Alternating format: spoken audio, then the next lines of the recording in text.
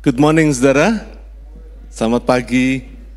Senang sekali kita bisa ketemu lagi dan beribadah bersama-sama.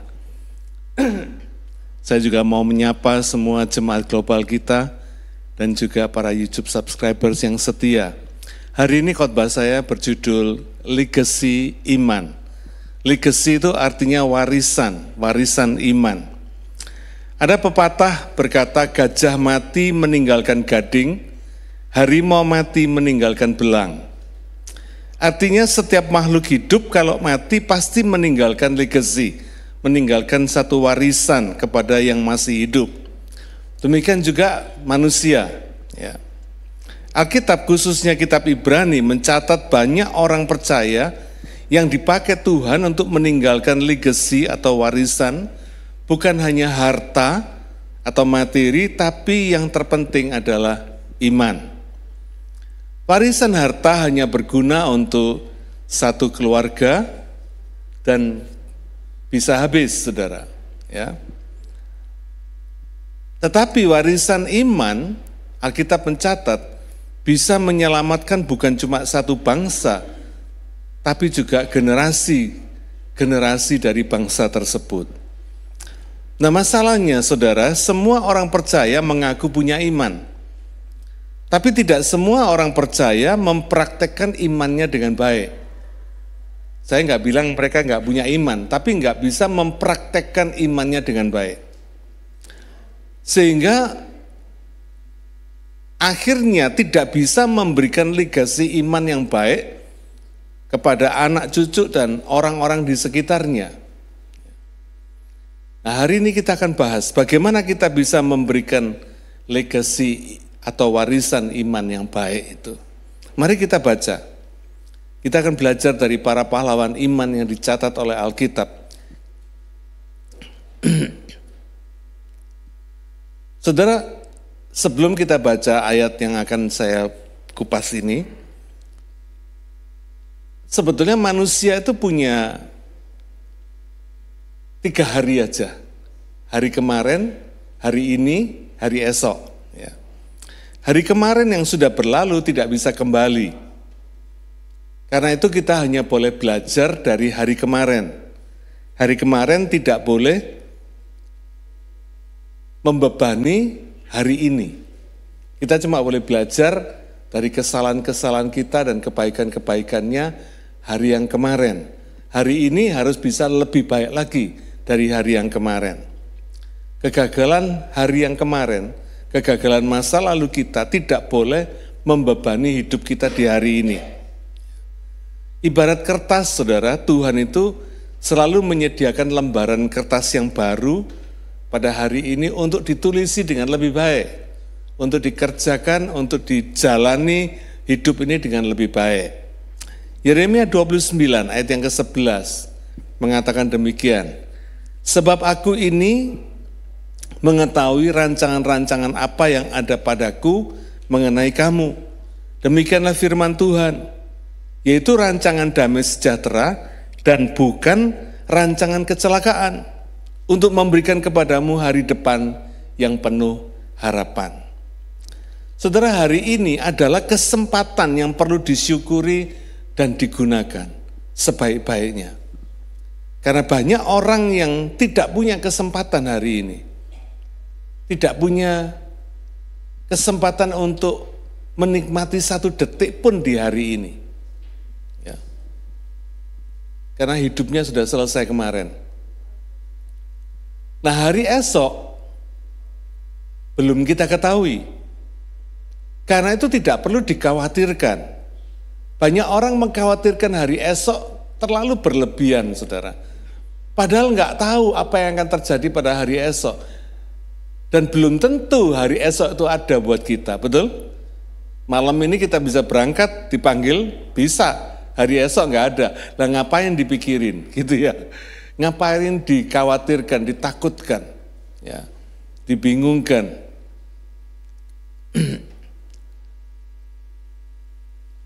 Nah kalau Tuhan izinkan kita hidup hari ini, maka Tuhan mau supaya kita hidup oleh iman. Iman ini yang bisa melihat yang membuat kita bisa melihat hari depan yang dijanjikan Tuhan. Seperti Yeremia 29 ayat 11 ini. Hari depan yang penuh harapan, hari depan yang cemerlang. Lewat iman yang kita jalankan, yang kita jalani hidup ini, maka kita tahu pasti hari depan itu penuh harapan. Hari depan itu cemerlang. Jadi tidak perlu dikhawatirkan, tidak perlu ditakutkan. Ya. Ini yang seringkali membuat kita hidup tanpa kompas yang benar. Ya. Seperti saudara tahu ya, kompas itu suatu alat penentu arah bagi kapal yang sedang berlayar di lautan. Nah, tanpa iman ini kita tidak akan pernah punya kompas kehidupan yang benar, saudara.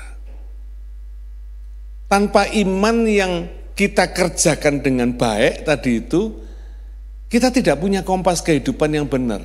Akibatnya apa? Hidup kita akan selalu dipenuhi dengan kekhawatiran akan hari esok. Selalu mikirnya bagaimana hari esok, bagaimana kalau saya nggak cukup, bagaimana kalau nanti ada masalah, bagaimana kalau gini, bagaimana kalau gitu. Selalu pikirannya di situ. Ya. Jadi dengan iman kita bisa menghidupi hari depan yang penuh harapan yang dijanjikan Tuhan. Seperti di Yeremia 29 ayat 11 itu mulai hari ini.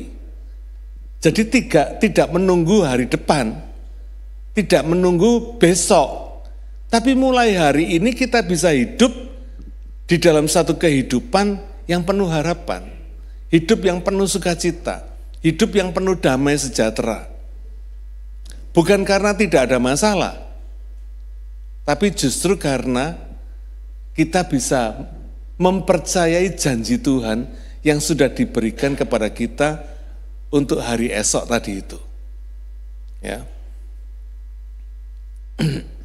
Dengan kata lain, saudara, kalau kita bisa hidup di dalam iman yang benar, iman yang baik, ya, maka kita sedang menghadirkan hari depan yang penuh harapan itu mulai hari ini.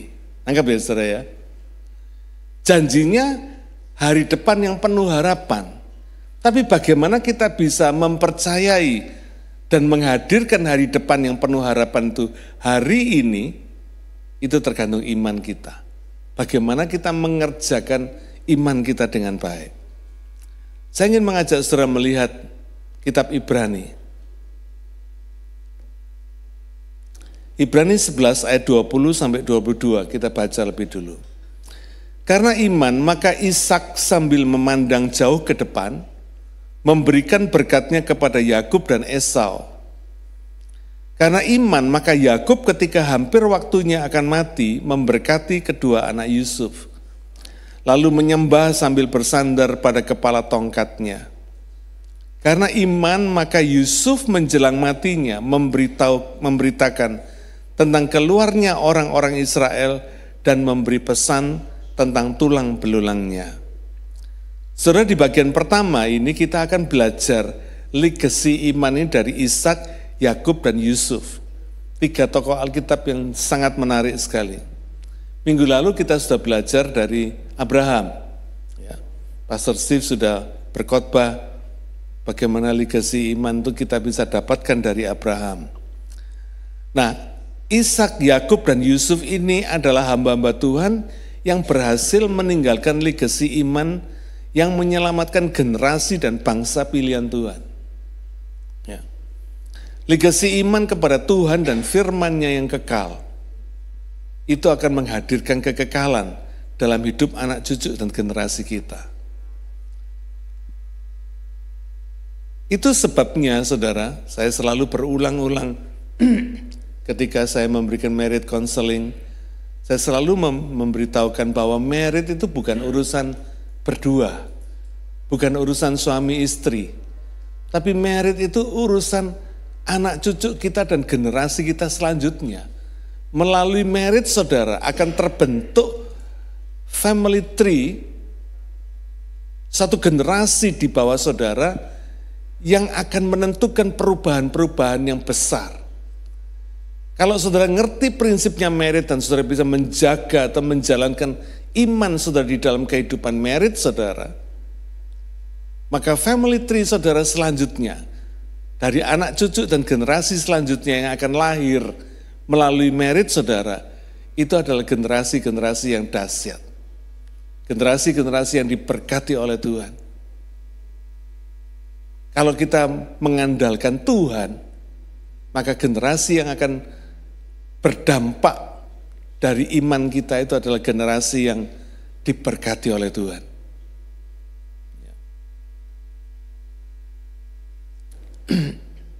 Ada agama yang menjanjikan sorga kalau pemeluknya bisa melewati jembatan yang besarnya seperti rambut di belah 7. Ada agama juga yang mengajarkan adanya reinkarnasi yang terus-menerus. Kalau hidup menjadi lebih baik akan terus lahir dengan lebih baik dan sebagainya. Ya. Tapi di dalam ajaran-ajaran agama ini selalu ada kata kalau. Kalau bisa menjembatani, melewati jembatan yang selebar rambut di belah 7 tadi, masuk surga. Kalau hidup kita bisa lebih baik dan lebih baik terus, maka akan terjadi reinkarnasi menjadi yang lebih baik. Kapan berhentinya? Enggak tahu. Tidak ada yang bisa bicara tentang itu. Saudara, saya tidak mengatakan kedua agama ini salah, tidak. Tetapi dibandingkan dengan Alkitab, beda. Amin. Ya. Agama-agama ini mengajarkan ketidakpastian, Alkitab mengajarkan kepastian. Mengapa kepastian itu penting? Kalau prasyaratnya tadi, kalau ini, kalau itu tadi itu, sebagai prasyarat tadi tidak dipenuhi, nasib pemeluknya tidak jelas. Ya. Dan itu bukan legacy, karena tidak ada kepastian. Bandingkan dengan Yohanes 14 ayat 1 sampai 4 ini. Apa kata-kata Tuhan? Janganlah gelisah hatimu, percayalah kepada Allah, percayalah juga kepadaku. Di rumah Bapakku banyak tempat tinggal. Jika tidak demikian tentu aku mengatakannya kepadamu. Sebab aku pergi ke situ untuk menyediakan tempat bagimu. Dan apabila aku telah pergi ke situ dan telah menyediakan tempat bagimu, aku akan datang kembali dan membawa kamu ke tempatku, supaya di tempat di mana aku berada, kamu pun berada. Dan kemana aku pergi, kamu tahu jalan ke situ. Keren ya? Coba bandingkan dengan Tuhan Yesus. Dia tidak menebar ketidakpastian. Dia menebar kepastian. Dia memberitakan kepastian. Ini yang namanya legacy. Ya. Ada kepastian di dalam Yesus. Karena dia adalah firman Allah yang menjadi manusia. Ia adalah sosok kekal, yaitu Tuhan sendiri. Itu sebabnya dia berani menjanjikan legasi yang pasti. Nah saudara, demikian juga kita yang hidup pada hari ini. Legasi iman yang bagaimana yang kita berikan kepada anak cucu dan komunitas kita. Ya. Saya ambil contoh. Seorang ayah ketika dia sakit, di ujung sakitnya dia berkata, aku wariskan ya rumah ini, nanti kalau papa meninggal, rumah ini tak kasihkan mama. Biar dihidupi oleh mama, dipakai mama, sampai nanti mama meninggal. Kalau nanti mama meninggal, rumah ini boleh kalian ambil, ngomong sama anak-anaknya, boleh kalian ambil, boleh dijual, boleh dibagi rata semua. Dan anak-anaknya tahu kalau rumah itu memang milik papanya. Gelisah nggak kira-kira hati anaknya? Enggak, saudara. Karena anaknya tahu ini rumah dimiliki papanya. Dan apa yang diwariskan papanya ini ya seperti apa yang dikatakan papanya. Bandingkan kalau sekarang papanya ini sewa rumah itu. Rumah itu bukan dibeli tapi rumah sewa. Bayangin kalau papanya itu ngomong gitu sama anaknya terhadap rumah yang dia sewa. Anggap ya saudara ya. Dari wajah saudara kok kelihatan rodok bingung. Jadi sesuatu yang pasti itu bisa diwariskan sebagai legacy, sebagai warisan. Kalau rumah saudara sudah bisa wariskan. Perkataan papa tadi itu sah. Kenapa? Yang dijadikan objeknya adalah rumah miliknya sendiri. Bukan rumah sewaan, bukan. Tidak bisa rumah sewaan dijual dikasihkan mamanya atau dijual dikasihkan anak-anaknya, tidak bisa. Ini satu legacy yang pasti. Contoh tadi itu. Nah saya mau tunjukkan saudara contoh legacy yang keliru. Legacy iman yang keliru. Di kalangan gereja sudah menjadi fenomena umum, orang itu banyak yang jalan-jalan ke gereja. Alasannya apa? Itu gereja Tuhan, Pak. Gereja sana ya gereja Tuhan, gereja sini gereja Tuhan. Tapi sebentar, kita jangan sampai di situ dulu. Kita tanya, kenapa? Apa alasannya jalan-jalan tadi itu? Dari mereka yang jalan-jalan tadi itu, kita bisa tangkap alasannya. Apa alasannya? Satu, kepingin suasana baru. Bosen Pak makan rawon tiap hari, kepingin makan rendang katanya. Jadi jalan-jalan. Ada yang ngomong,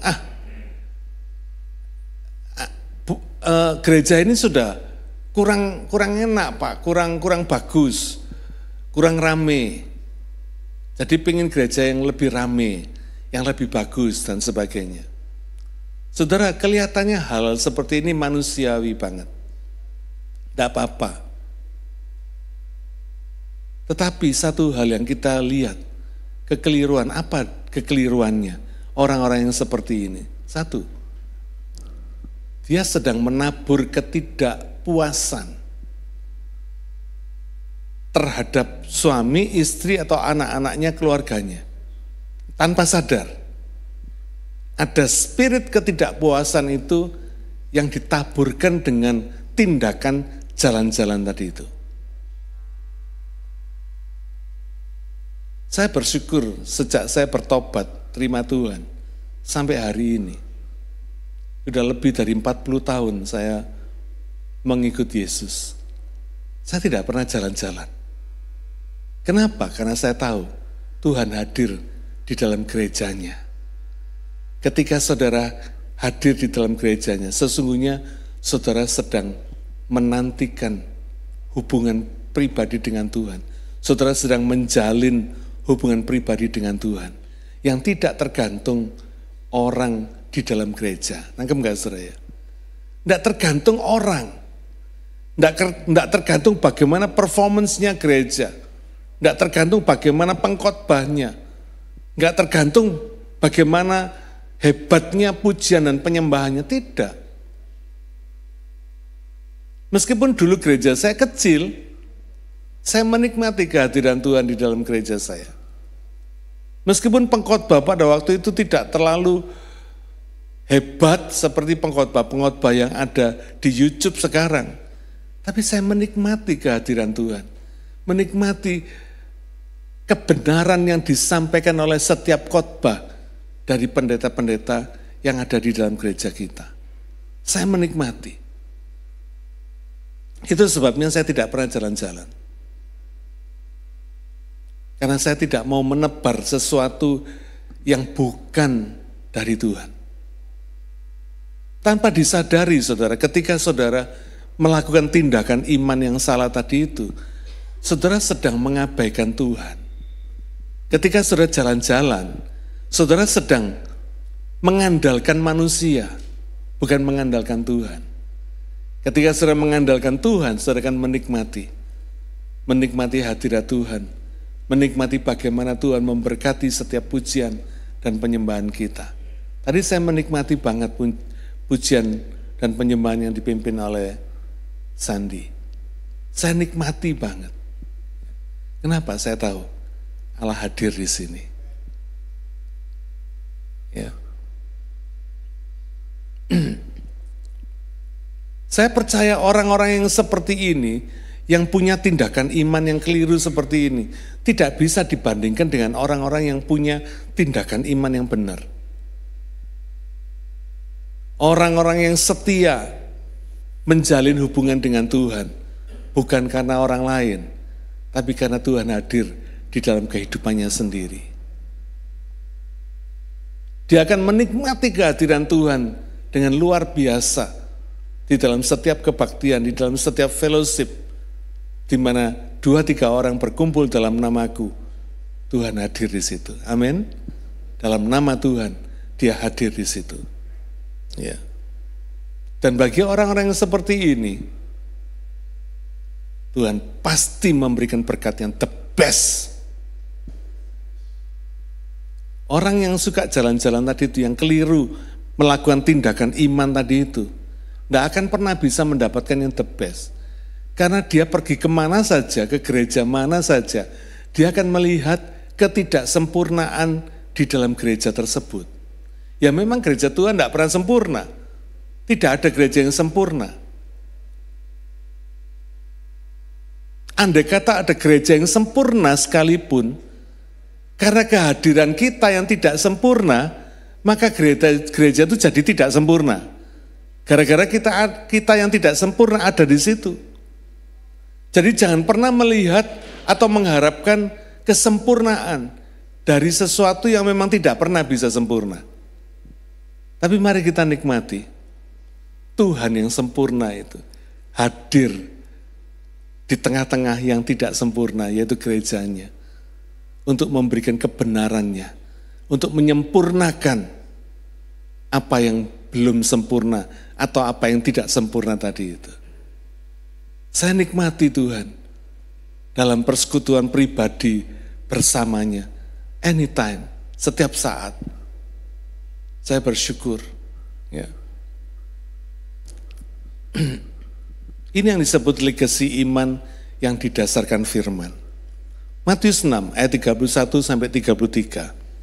Sebab itu janganlah kamu khawatir dan berkata, apakah yang akan kami makan? Apakah yang akan kami minum? Apakah yang akan kami pakai? Semua itu dicari bangsa-bangsa yang tidak mengenal Allah. Akan tetapi Bapamu yang di sorga tahu bahwa kamu memerlukan semuanya itu. Tetapi carilah dahulu kerajaan Allah dan kebenarannya, maka semuanya itu akan ditambahkan kepadamu. Saudara, inilah firman.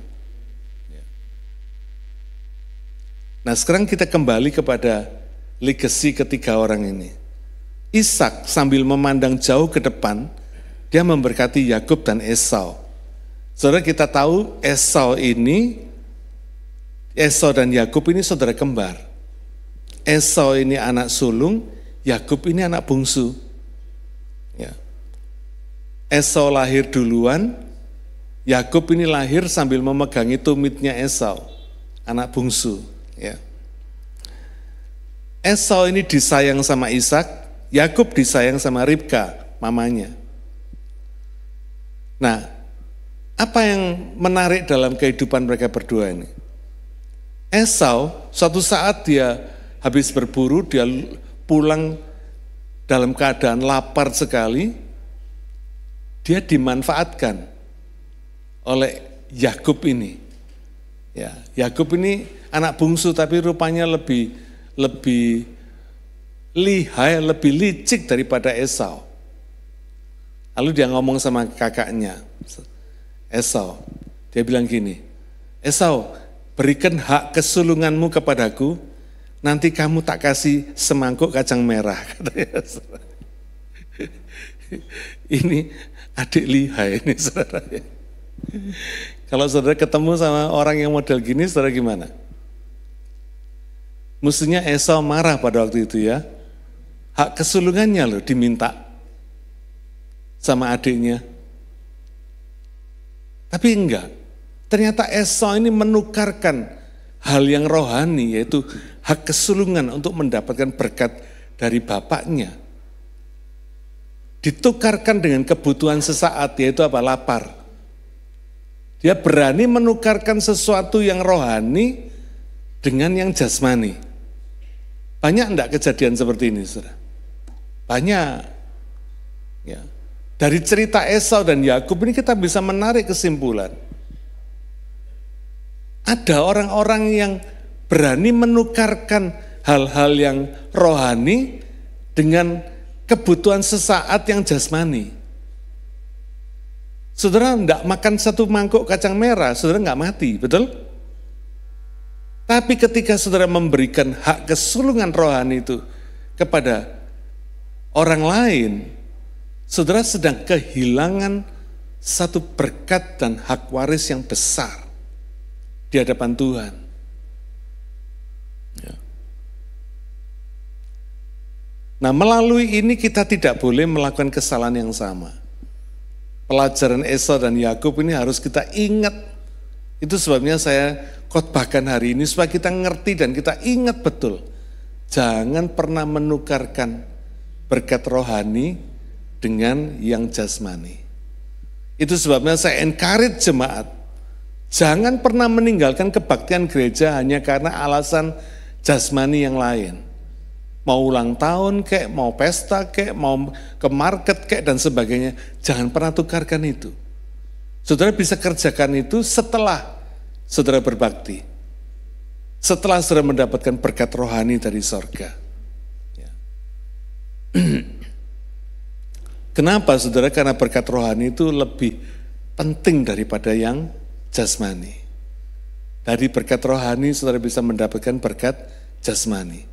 Tapi berkat jasmani tidak bakal bisa mengubah berkat rohani.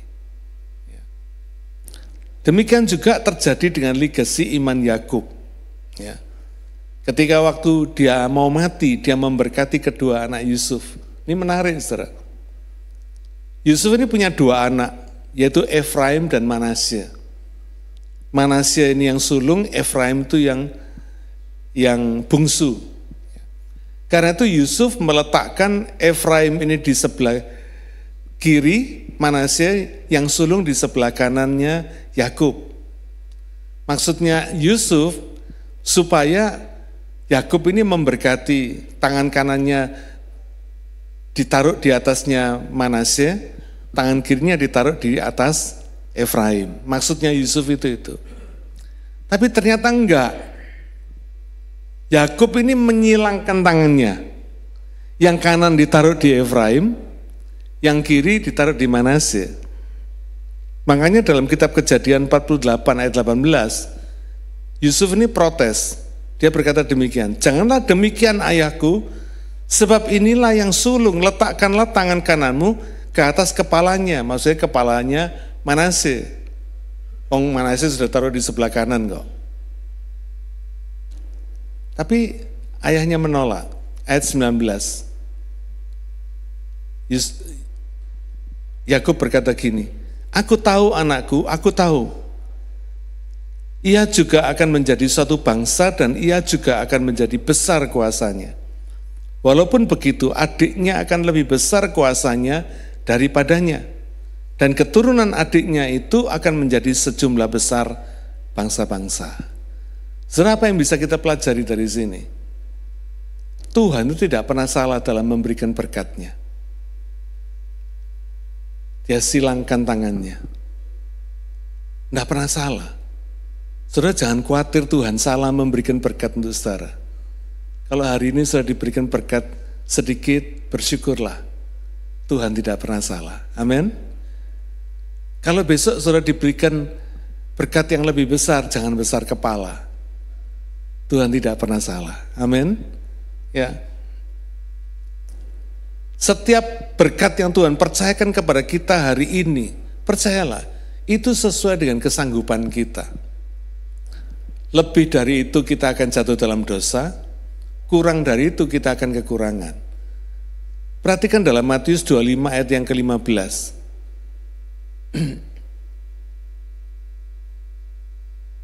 Ketika Tuhan membagikan talenta kepada hamba-hambanya, ada yang dikasih 5 talenta, ada yang dikasih 2 talenta, ada yang dikasih 1 talenta. Dikatakan di ayat yang ke-15, sesuai dengan kesanggupan mereka masing-masing. Tidak ada yang keliru, saudara. Percayalah Tuhan itu tepat memberikan berkatnya kepada saudara. Tidak bakal keliru. Karena itu respon yang paling bagus bagi kita apa? Selalu bersyukur. Mengucap syukur meskipun yang terjadi tidak seperti yang saudara harapkan. Tapi bersyukurlah. Kenapa? Karena at least saudara masih diizinkan hidup hari ini. Amin. Bersyukurlah sama Tuhan. Bersyukurlah untuk setiap berkat yang Tuhan sediakan dalam hidup saudara. Percayalah saudara nggak bakal kekurangan. Dan susah payah saudara tidak akan menambahi kekayaan saudara. Tuhan tahu persis bagaimana Dia memberkati orang. Karena itu respon yang paling bagus buat kita dalam mensyukuri berkat-Nya itu adalah kalau kita makin percaya. Bentuk syukur kita yang terbesar bagi Tuhan adalah percaya. Kalau kita ini percaya, itu bentuk syukur yang paling besar. Yang ketiga, Yusuf menjelang matinya memberitakan tentang keluarnya orang-orang Israel dan memberi pesan tentang tulang-tulangnya.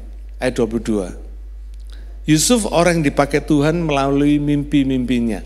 Sejak kecil dia dapat mimpi dari Tuhan. Tapi unfortunately, mimpi tadi yang membuat dia juga diiri sama kakak-kakaknya. Ya. Akibatnya iri hati tadi membuat Yusuf dijual sebagai budak ke Mesir. Dan setelah itu apa yang terjadi? Setelah 30 tahun umur Yusuf barulah dia mendapat kasih karunia Tuhan dan jadi Perdana Menteri di Mesir. Ya. Nah Yusuf ini berpesan kepada keturunannya. Dari turun-temurun dia berpesan.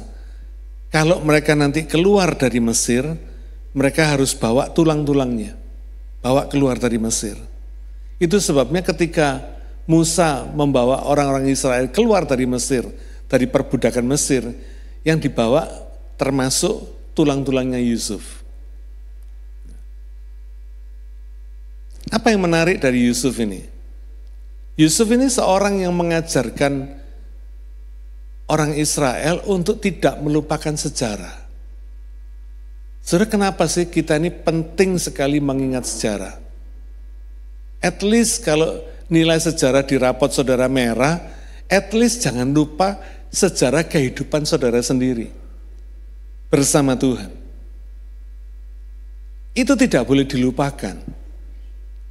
Kenapa? Karena setiap jejak kehidupan bersama Tuhan itu adalah kehidupan yang dirubah oleh Tuhan. Siapa yang merasa begitu?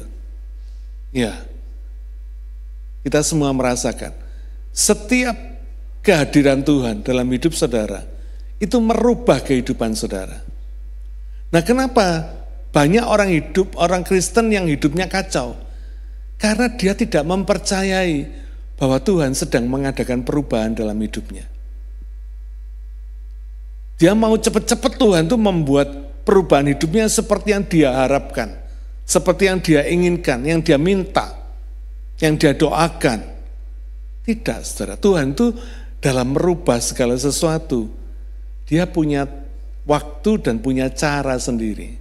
Ingat ya, Tuhan itu Tuhan yang berdaulat.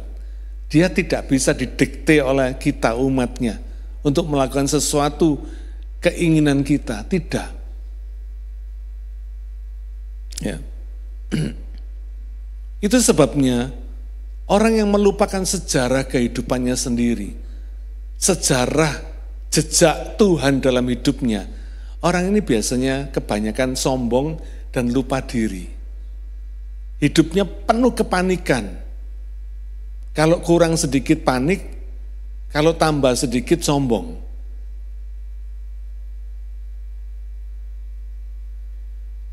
Yusuf ini unik, saudara.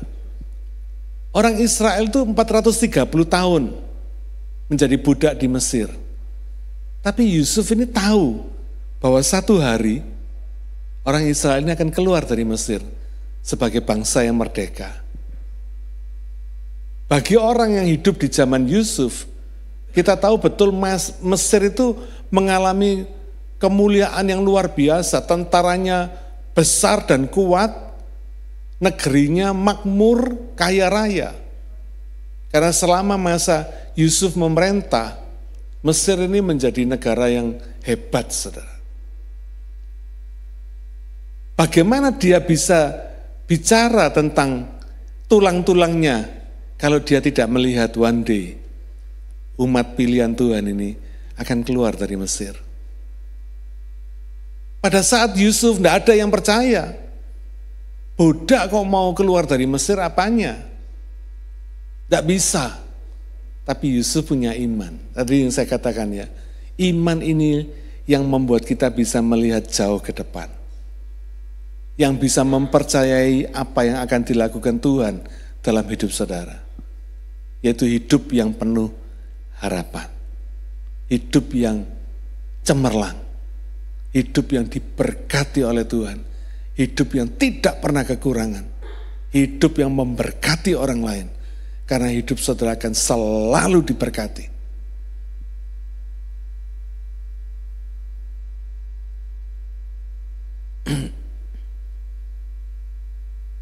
Itu sebabnya Yusuf mengajarkan orang Israel untuk tidak lupa terhadap kebaikan-kebaikan Tuhan. Jejak kebaikan Tuhan dalam hidup mereka.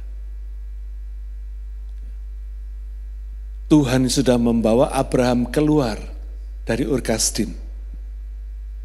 Tuhan yang sama akan membawa Israel keluar dari Mesir. Dahsyat ya, luar biasa saudara. 430 tahun iman Yusuf ini menjadi kenyataan. Mereka keluar dari Mesir. Karena apa? Tangan Tuhan. Amin. Sama seperti Abraham dibawa keluar dari Ur Kasdim karena tangan Tuhan. Maka tangan Tuhan juga yang membawa Israel keluar dari Mesir. Dan itu sudah diketahui Yusuf ketika dia menjadi Perdana Menteri Mesir. Ketika dia masih hidup di dunia. Sehingga dia memberikan legacy iman itu kepada keturunannya. Jangan lupa ya, bawa tulang-tulangku nanti kalau kalian keluar dari Mesir. Dahsyat saudara. Legacy iman yang bagaimana yang hari ini saudara berikan kepada anak cucu kita. Kepada orang-orang di sekitar kita. Legacy kekhawatiran atau legacy kepastian.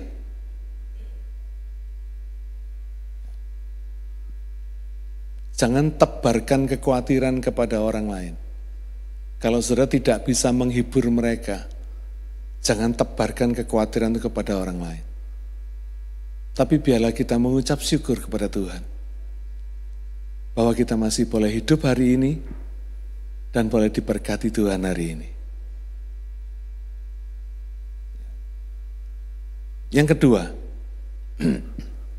kalau tadi yang pertama, legacy iman itu menghadirkan masa depan yang pasti, bukan masa depan yang kira-kira, yang semoga, yang dengan prasyarat kalau tadi itu, enggak. Legacy iman itu menghadirkan masa depan yang pasti ke hari ini. Enggak tunggu saudara hidup di masa depan, enggak. Sama seperti Yusuf tadi itu. Enggak tunggu umat Israel ini keluar dari Mesir, keluar dari perbudakan Mesir setelah 430 tahun. Enggak tunggu seperti itu. Dia sudah bisa melihat 430 tahun mereka diperbudak di Mesir, Tapi dia sudah bisa melihat. Setelah itu mereka keluar dari Mesir sebagai orang merdeka. Itu sebabnya dia pesan kepada keturunannya, jangan lupa bawa pergi tulang-tulang saya dari Mesir. Hebat saudara. Saya kalau lihat perjalanan hidup orang-orang beriman ini, nangis saya saudara. Kok bisa ya Tuhan, mereka ini begitu dahsyat. Saya tahu pasti orang-orang seperti ini punya hubungan pribadi dengan Tuhan yang baik. Itu sebabnya jangan lupakan ini. Setiap saya memberikan nasihat kepada para pengusaha, saya selalu memberikan nasihat, jangan lupakan Tuhan dalam setiap usaha dan pekerjaan kita. Hubungkan setiap usaha dan pekerjaan kita dengan Tuhan. Nanti lihat, hidup kita diberkati oleh Tuhan. Saya sudah ngalami saudara. Karena itu saya bagikan pada saudara hari ini. Bagian yang kedua. Sebentar lagi ya, saya tambah dikit. Bagian yang kedua. Kalau tadi yang pertama, legacy iman itu bisa menghadirkan masa depan yang pasti. Yang kedua, legacy iman itu berani bertindak untuk pikul salib. Untuk menempuh resiko. Saudara, iman yang tanpa resiko itu bukan iman. Karena iman itu melakukan sesuatu yang di luar batas kemampuan pikir kita. Itu iman. Kalau sesuatu yang bisa saudara lakukan dengan kemampuan pikir saudara nggak butuh iman. Iman itu kalau ketika saudara tidak lagi mampu memikirkan persoalan saudara butuh iman.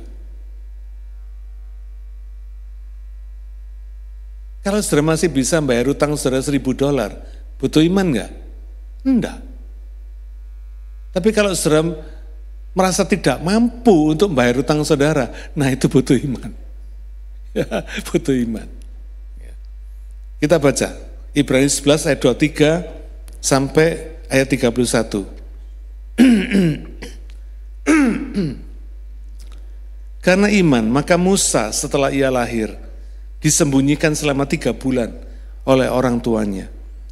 Karena mereka melihat bahwa anak itu elok rupanya dan mereka tidak takut akan perintah raja.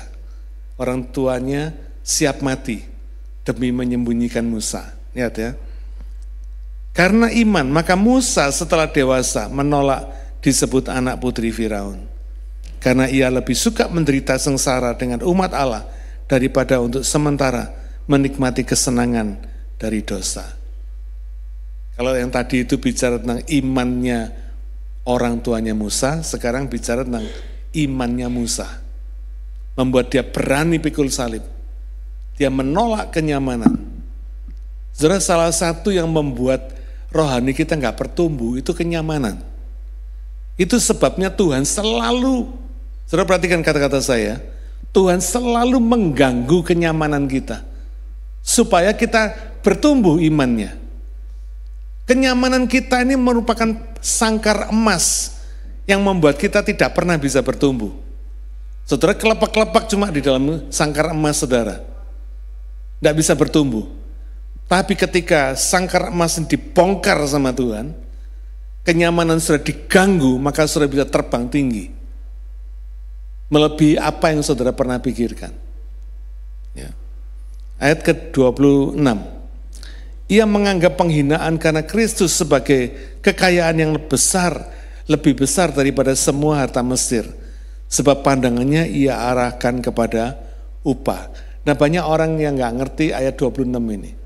Ada banyak orang yang tanya sama saya, loh Pak, zaman Musa kok ada Kristus? Penghinaan karena Kristus, penderitaan karena Kristus. Enggak, yang dimaksudkan adalah pengurapan. Setiap anak Tuhan itu diberi pengurapan sama Tuhan. Ya. Kenapa dia berani menolak kenyamanannya? Musa tahu ada upahnya. Saudara, percayalah saya, ketika saudara berani menolak kenyamanan saudara, upah saudara sedang menanti di balik kesengsaraan saudara. Ketika kenyamanan saudara dibongkar sama Tuhan, percayalah, ada berkat yang besar yang sedang disediakan Tuhan setelah kenyamanan sudah dibongkar, setelah sudah berani keluar dari kenyamanan, berani pikul salib, ada berkat yang besar. Musa pandangannya dia arahkan kepada upah. Menarik sekali, saudara. Ya, kita ini seringkali ribut urusan upah pekerjaan kita di dunia ini, betul nggak? Kalau upah kita merasa kecil, kita cari kerjaan lain. Gitu ya. Gimana supaya saya bisa dapat upah yang lebih besar? Istilah saya itu cari uang kecil. Kenapa? Lupa bahwa upah yang dari Tuhan itu lebih besar.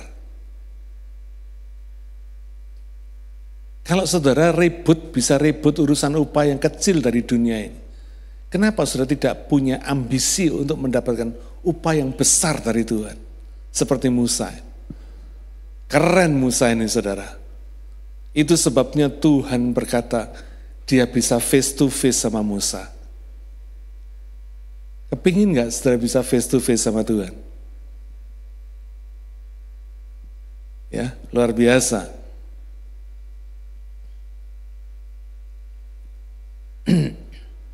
Karena iman maka ia telah meninggalkan Mesir dengan tidak takut akan murka raja. Ia bertahan sama seperti ia melihat apa yang tidak kelihatan. Keren ya. Karena iman maka ia mengadakan Paskah dan pemercikan darah, supaya pembinasa anak-anak sulung jangan menyentuh mereka. Karena iman maka mereka telah melintasi Laut Merah, sama seperti melintasi tanah kering, sedangkan orang-orang Mesir tenggelam ketika mereka mencobanya juga. Karena iman maka runtuhlah tembok-tembok Yeriko setelah kota itu dikelilingi 7 hari lamanya. Karena iman maka Rahab, perempuan sundal itu, tidak turut binasa bersama-sama dengan orang-orang durhaka, karena ia telah menyambut pengintai-pengintai itu dengan baik. Musa, Yosua, Rahab. Di bagian ketiga ini kita belajar dari 3 orang ini. Ya. Dari Musa tadi kita sudah belajar banyak. Luar biasa.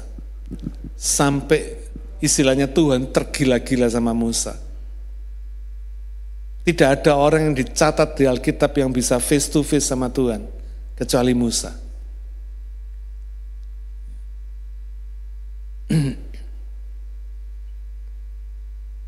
Yosua mengelilingi Yeriko 7 kali, sesuai dengan perintah Tuhan. Orang perang kok mengelilingi tembok pertahanan Yeriko dengan pakai trompet, dengan nyanyian. Kira-kira orang Yeriko ngelihat Yosua mengelilingi temboknya pakai nafiri, pakai trompet, pakai kecapi, nyanyi, mungkin sambil menari-menari. Kira-kira menurut saudara orang Yeriko bilang apa? Gila ini. Iya saudara. Coba bayangin kalau saudara jadi orang Yeriko. Lagi perang ini, mereka lagi ngepung tembok Yeriko saudara. Terus mereka nyanyi sambil menari, keliling tembok, pakai trompet, pakai gendang, pakai kecapi. Ini mau perang atau mau show ini? Saudara bisa bilang gila ini. Saudara, kadang ketika kita melakukan kehendak Tuhan, orang bisa anggap kita ini gila, saudara. Tapi apa yang terjadi? Tembok Yeriko runtuh. Dahsyat enggak? Dahsyat, saudara. Dahsyat.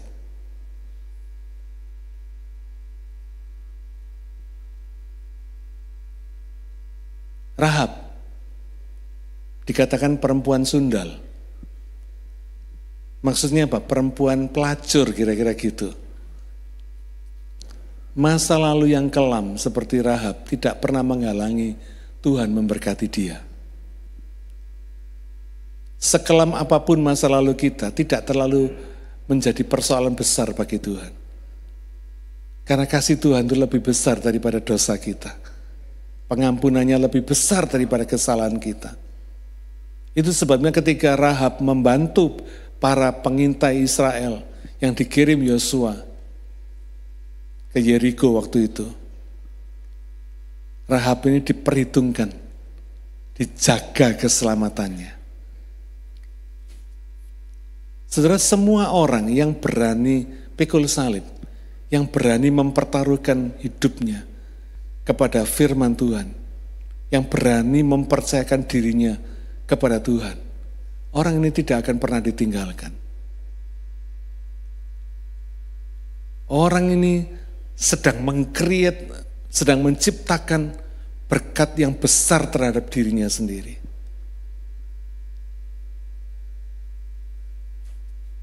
Kalau Tuhan aja mengapresiasi orang-orang seperti ini, kira-kira orang lain mengapresiasi enggak? Andai kata tidak pun, saudara jangan pernah khawatir. Karena keberanian kita untuk bertindak pikul salib, itu mengundang berkat yang besar dari Tuhan. Yang tidak akan pernah diberikan orang lain. Hanya Tuhan yang bisa. Upah Tuhan selalu lebih besar daripada salib yang kita pikul. Percaya. Tuhan itu selalu memberikan upahnya lebih besar daripada segala pengorbanan yang kita lakukan untuk pikul salib. Tidak ada artinya. Pikul salib saudara dibandingkan upah yang besar yang Tuhan sediakan. Tidak ada artinya. Karena itu biarlah melalui perjalanan iman, melalui legasi iman dari orang-orang hamba-hamba Tuhan yang kita pelajari pagi hari ini. Biarlah kita bisa belajar. Satu, kita tidak mengulang kesalahan yang sama. Yang kedua, kita bisa menteladani keberanian mereka untuk pikul salib. Karena dibalik semua keberanian mereka untuk keluar dari zona kenyamanan kita, dari comfort zone kita, ada berkat yang besar. Ada upah yang lebih besar yang Tuhan sudah sediakan untuk kita semua. Amin. Mari kita berdoa. Bapa Surgawi, kami bersyukur untuk firman-Mu yang luar biasa. Engkau sudah mencatatkan di dalam sejarah kehidupan Alkitab orang-orang yang berani pikul salib, orang-orang yang dengan legasi imannya menghadirkan masa depan yang pasti, orang-orang yang berani mempercayai Tuhan dengan iman mereka yang melebihi segala rasionalitas. Tuhan, terima kasih. Kami sungguh bersyukur kepadamu untuk perjalanan iman, untuk legasi iman yang sudah diwariskan kepada kami semua dari para hamba-Mu. Kami berterima kasih kepadamu karena Engkau Tuhan yang memang sungguh-sungguh Tuhan, yang tidak pernah kehilangan kebenaran-Mu dan tidak lupa akan janji-Mu dan tidak pernah salah dalam memberikan berkat-Mu. Bapa, hamba-Mu berdoa supaya seluruh jemaat-Mu yang hadir hari ini Tuhan berkati dengan berkat yang melimpah dan berlipat kali ganda. Ketika mereka berani mengubah hati mereka, mengubah paradigma mereka, merubah tindakan-tindakan iman mereka, maka biarlah Tuhan, Engkau ingat segala keputusan mereka dan Engkau memberkati keputusan mereka yang mau mengasihi Engkau dan mau percaya kepadamu. Terima kasih Bapa, meteraikan firman-Mu dalam hati pikiran kami, supaya kami tidak melupakannya dan boleh mempraktekkan dalam hidup kami sehari-hari. Terima kasih Bapa, dalam nama Tuhan Yesus, hamba-Mu berdoa dan terima berkat untuk kami semua. Haleluya, amin.